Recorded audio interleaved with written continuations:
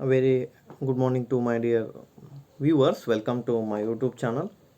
As we are discussed about auditing subject, in today's class continue the next part and very important part which we are going to discuss now today. That is difference between internal audit and external audit. This question is very important for your examination. It may came for 15 marks. Okay, what are the different differences between internal audit and external audit? Okay. Now we are bifurcate internal audit and external audit. First ಆಂತರಿಕ ಲೆಕ್ಕ ಪರಿಶೋಧನೆ, second ಬಾಹ್ಯ ಲೆಕ್ಕ ಪರಿಶೋಧನೆ ಅಂತ ನಾವಲ್ಲಿ ಹೇಳ್ತೀವಿ. So ಹೆಂಗೆ ಡಿವೈಡ್ ಮಾಡ್ತೀವಿ ಅಂದರೆ first will go through internal audit. Internal audit is conducted by the employee of an organisation who is itself specifically appointed for this purpose. I'll repeat once again. Internal audit is appointed by the internal employee or staff. Specifically, he is appointed for this purpose. So this is internal audit. First point. ಆಂತರಿಕ ಲೆಕ್ಕ ಪರಿಶೋಧನೆ ಅಂದರೆ ಸಂಸ್ಥೆಯವರು ತಮ್ಮ ಉದ್ಯೋಗಿಯಿಂದಲೇ ನಡೆಸಿಕೊಡ್ತಕ್ಕಂತಹ ಲೆಕ್ಕ ಪರಿಶೋಧನೆಯಾಗಿದೆ. ಅಂದರೆ ಆಂತರಿಕ ಲೆಕ್ಕ ಪರಿಶೋಧನೆಯಲ್ಲಿ ಬರ್ತಕ್ಕಂತಹ ಲೆಕ್ಕ ಪರಿಶೋಧಕನು ಸಂಸ್ಥೆಯಿಂದ ನೇಮಿಸಲ್ಪಟ್ಟಿರುತ್ತಾನೆ ಅಂತ ನಾವಲ್ಲಿ ಹೇಳ್ತೀವಿ. So he is appointed by the organisation and he is a internal employee. Whereas external audit or an independent audit is conducted by outside professional person by the staff or organization. Okay, external auditor is appointed by the firm and he is a independent professional person. ಇಷ್ಟು ನೆನಪಿಡಿ ಅಂದ್ರೆ ಸಾಕು.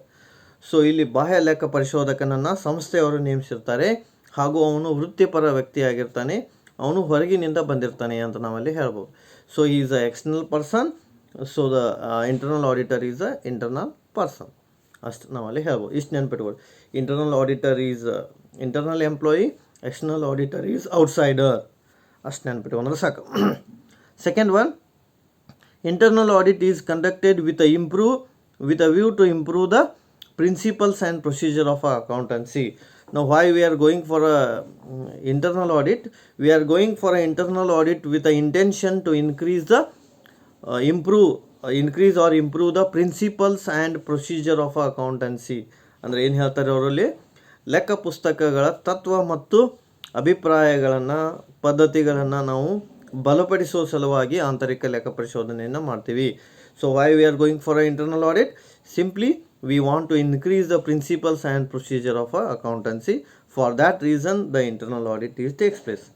Whereas external audit is conducted to protect the interest of a owner of an organization and outside parties. Note, there are two important concepts here. Is external audit is conducted to protect the interest of owner of a company. Who is the owner of a company? Shareholder.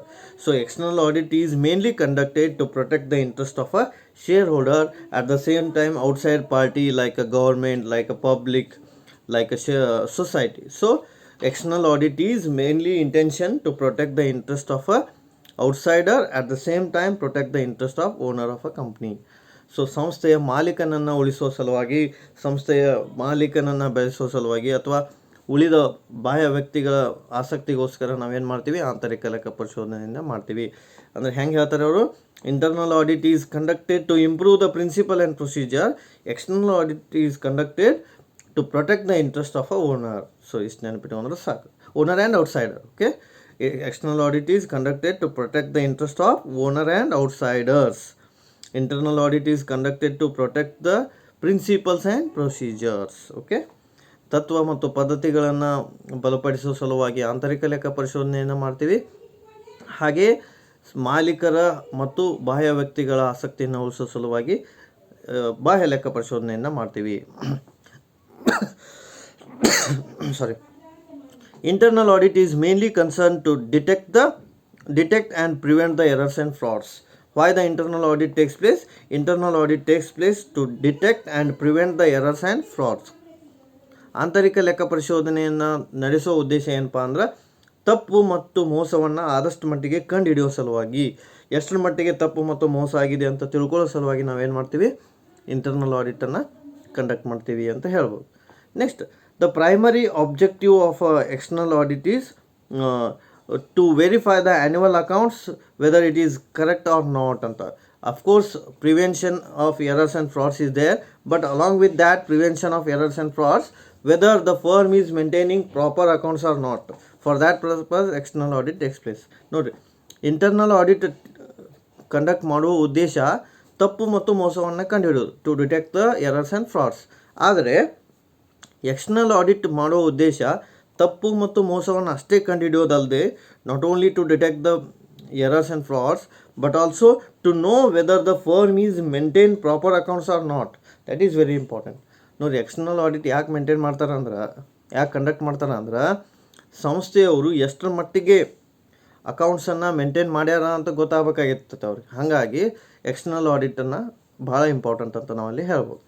ಆಮೇಲೆ internal auditor is appointed by the management and he is continuously report to management ಅಂತ ಹೇಳ್ಬೋದು ನಾವು. Next difference ಏನಪ್ಪ ಅಂದ್ರೆ, internal auditor is appointed by the management and continuously the internal auditor has to report to management ಅಂತ. So ಆಂತರಿಕ ಲೆಕ್ಕ ಪರಿಶೋಧಕನನ್ನು ಸಂಸ್ಥೆಯವರು ನೇಮಿಸಿರ್ತಾರೆ, ಅಂದರೆ ಮ್ಯಾನೇಜ್ಮೆಂಟ್ನವರು ನೇಮಿಸಿರ್ತಾರೆ. ಸೊ ನೀವು ರಿಪೋರ್ಟನ್ನು ಯಾರಿಗೆ ಸಬ್ಮಿಟ್ ಮಾಡ್ಬೇಕ್ರಿ? ಮ್ಯಾನೇಜ್ಮೆಂಟಿಗೆ ಸಬ್ಮಿಟ್ ಮಾಡಬೇಕು.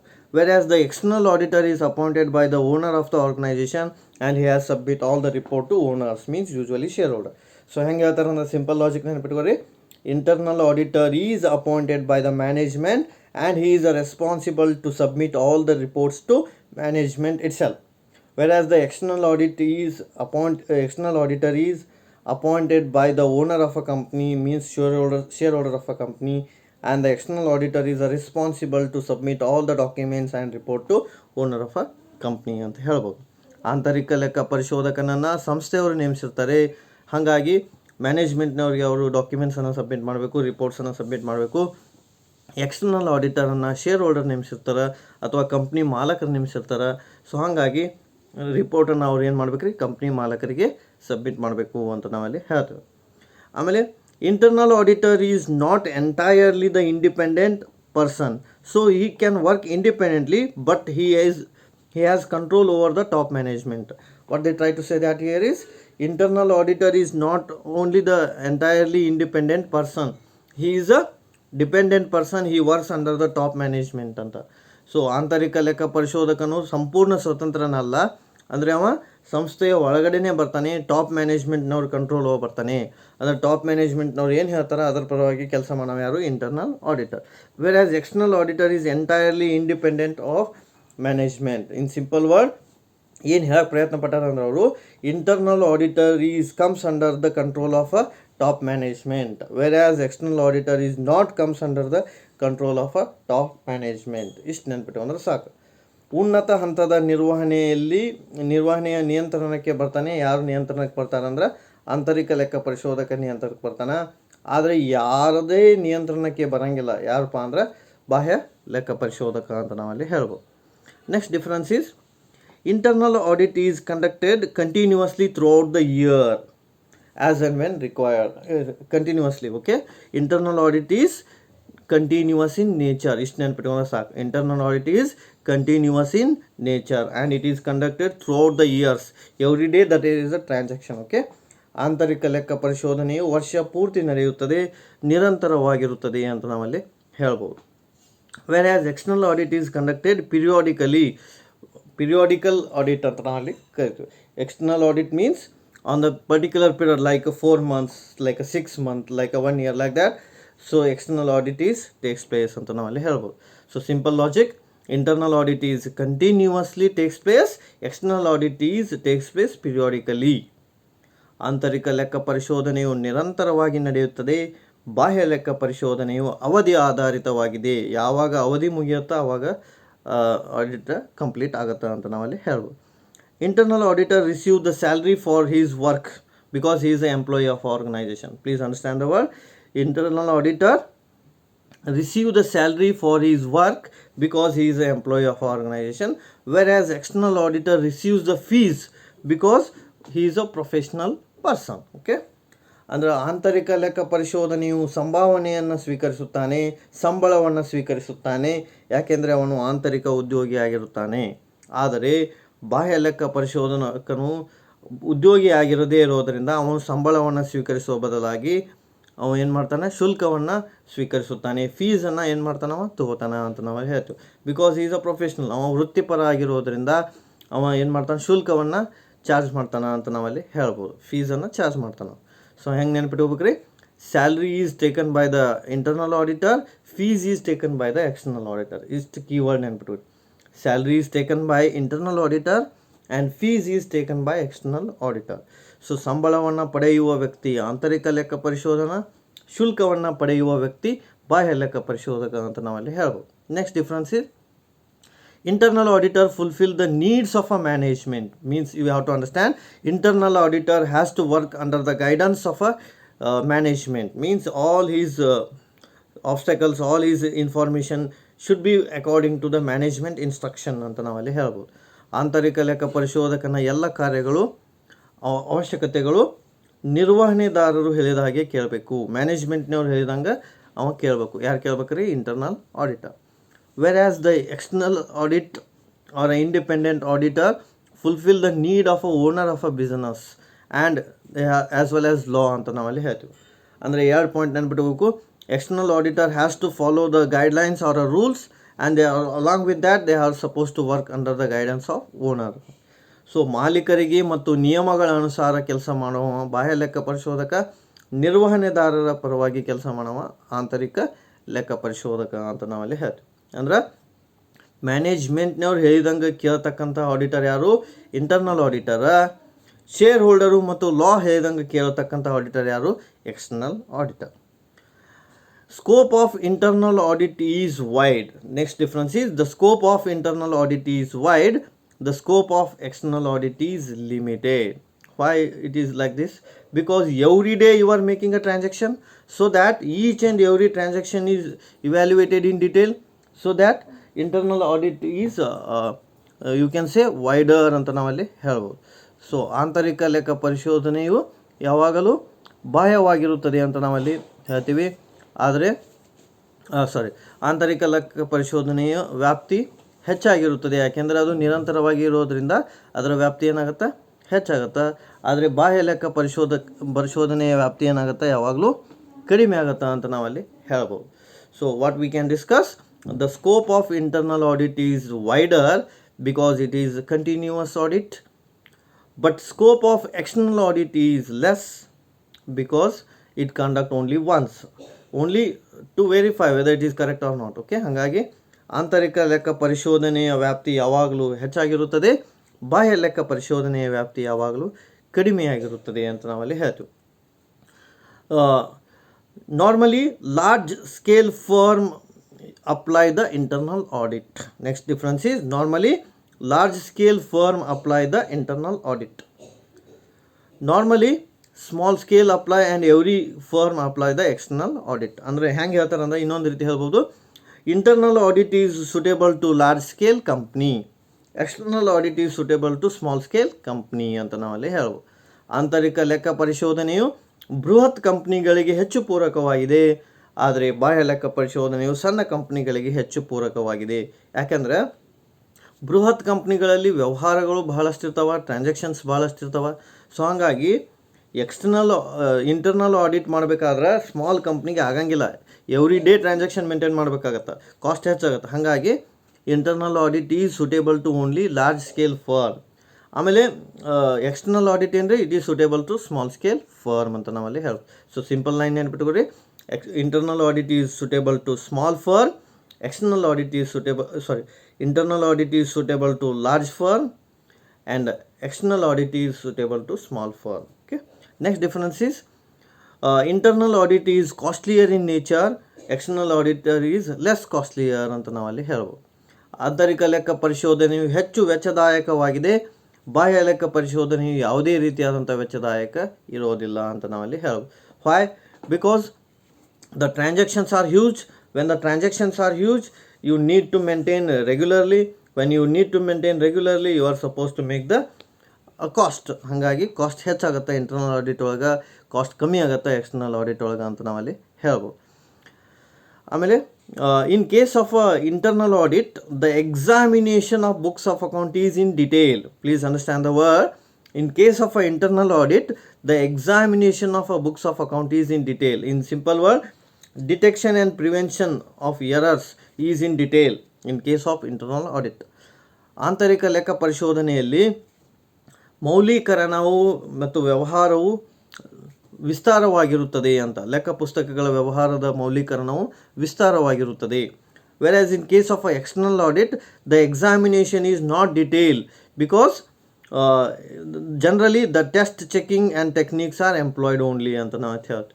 ಆಮೇಲೆ ಬಾಹ್ಯ ಲೆಕ್ಕ ಪರಿಶೋಧನೆಯಲ್ಲಿ ಏನಾಗುತ್ತೆ ಅಂದ್ರೆ ಲೆಕ್ಕ ಪುಸ್ತಕಗಳ ಪರಿಶೀಲನೆಯು ಡಿಟೇಲ್ ಆಗಿ ಇರೋಂಗಿಲ್ಲ, ಪರ್ಟಿಕ್ಯುಲರ್ ಆಗಿರುತ್ತೆ. ಸೊ ಹಾಗಾಗಿ ಪರ್ಟಿಕ್ಯುಲರ್ ಏರಿಯಾಕ್ಕೆ ಮಾತ್ರ ಅದು ಸಂಬಂಧಪಟ್ಟಿರುತ್ತೆ. ಸೊ ಹೆಂಗೆ ನೆನ್ಪಿಟ್ಕೋಬೇಕು ರೀ, the detail examination is there in case of internal audit, there is a no detail examination is there in case of a external audit.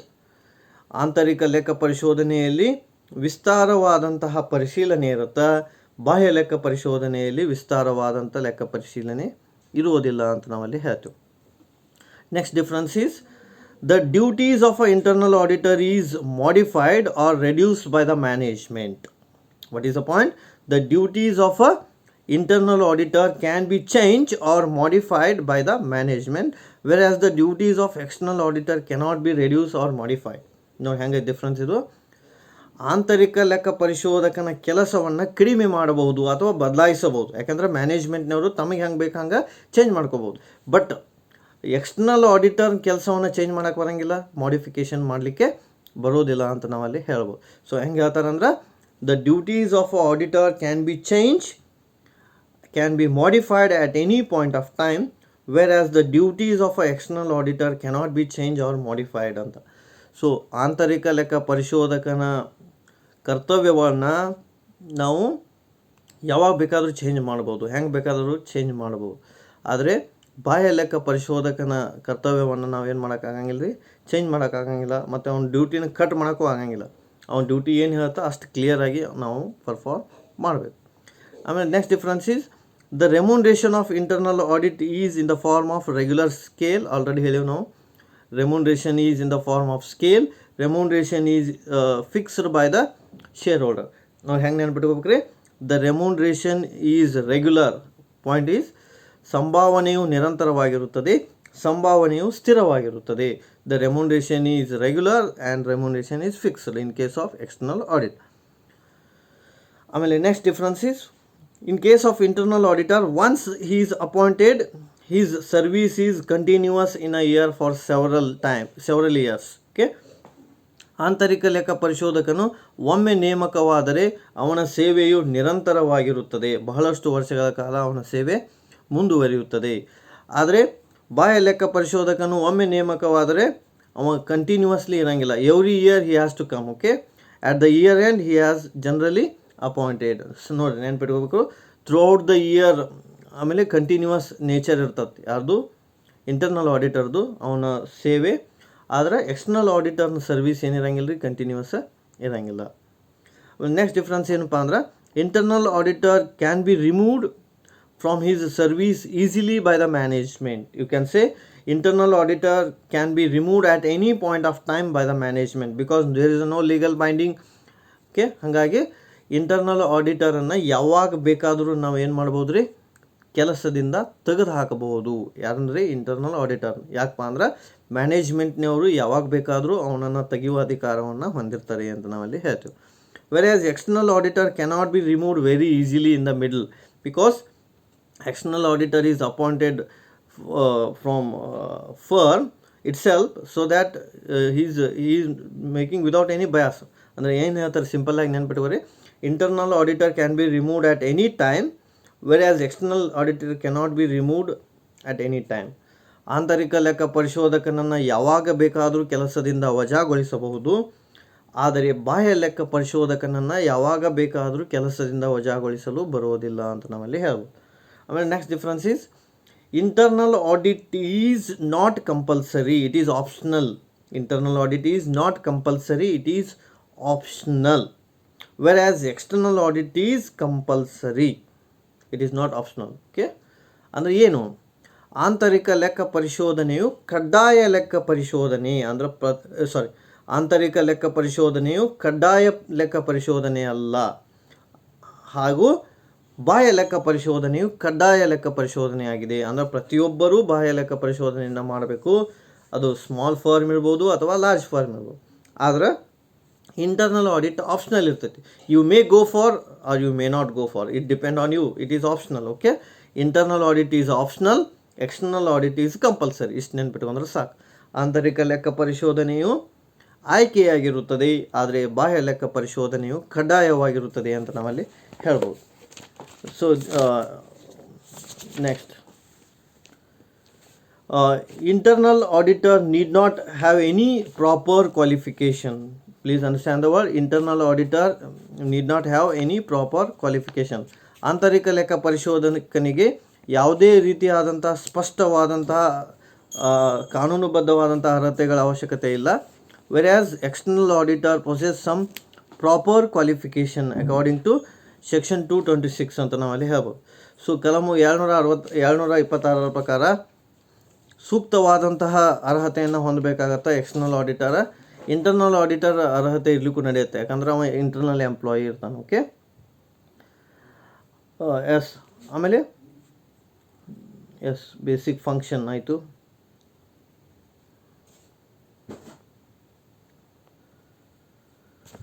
Reporting ಆಯಿತು. Okay, internal auditor has no right to attend the meeting of a shareholder ಅಂತ ಐತೆ. Next difference is internal auditor has no right to attend the shareholders meeting. ಆಂತರಿಕ ಲೆಕ್ಕ ಪರಿಶೋಧಕನು ಷೇರುದಾರರ ಸಭೆಗೆ ಹಾಜರಾಗುವ ಅರ್ಹತೆಯನ್ನು ಹೊಂದಿರಂಗಿಲ್ಲ. Whereas external audit share holder can attend the meeting because he is a responsible person to appoint external auditor. ಅಂದರೆ ಏನು ಹೇಳ್ತಾರೆ ಅವರು, ಇಂಟರ್ನಲ್ ಆಡಿಟರ್ಗೆ ರೈಟ್ ಇರೋಂಗಿಲ್ಲ ಮೀಟಿಂಗ್ಗೆ ಹೋಗಲಿಕ್ಕೆ, ಆದರೆ ಎಕ್ಸ್ಟರ್ನಲ್ ಆಡಿಟರ್ಗೆ ರೈಟ್ ಇರುತ್ತೆ ಮೀಟಿಂಗ್ಗೆ ಹೋಗಲಿಕ್ಕೆ ಅಂತ ನಾವಲ್ಲಿ ಹೇಳ್ಬೋದು. Internal auditor is just like a watch dog for the directors. Internal auditor is just like a watch dog for the directors. External auditor is watch dog for the share holder. ಅಂದರೆ ಏನು ರೀ ಇದರ ಅರ್ಥ? ಕಾವಲು ನಾಯಿ ಇದ್ದಂತೆ ಅನ್ನಂಗೆ. ಯಾರಿಗೆ ಕಾವಲು ನಾಯಿ ಇದ್ದಂತೆ ಅಂದ್ರೆ ಮ್ಯಾನೇಜ್ಮೆಂಟ್ನವ್ರಿಗೆ ಇಂಟರ್ನಲ್ ಆಡಿಟರ. ಶೇರ್ ಹೋಲ್ಡರ್ಗೆ ಯಾರಪ್ಪ ಅಂದ್ರೆ ಶೇರ್ ಹೋಲ್ಡರ್ಗೆ ವಾಚ್ ಡಾಗ್ ಯಾರು ಅಂದರೆ external audit. So this is all about the difference between internal audit and external audit. This question is very important. Kindly see it. Okay, remaining we'll see in next class.